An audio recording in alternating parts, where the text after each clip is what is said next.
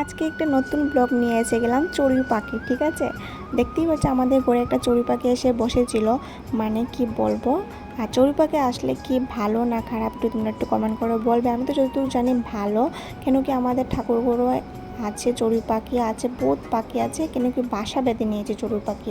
তো তোমরা যদি বলো আমি একদিন তোমাদের সাথে শেয়ার করবো, ভিডিও বানিয়ে দেখাবো। তো তোমরা একটু কমেন্ট করে বলবে কি ভালো না খারাপ, একটু তোমরা জানাবে আমাকে, ঠিক আছে। আর দেখতে পেলে চড়ুই পাখিটা চলে গেল, কিন্তু আবার এসেছে, আবার এসে এখানে বসেছিল জান্নার এখানে, ঠিক আছে। আর ও একটু উড়াউড়ি করছিল, তোমরা দেখতে পেলে এখান থেকে চলে গেল এইখানে উড়ে, ঠিক আছে।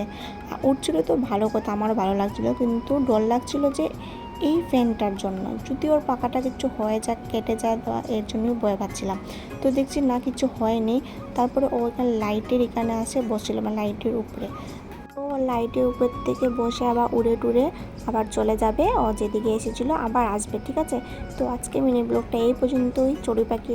টাটা, দেখা হচ্ছে নেক্সট ভিডিওতে।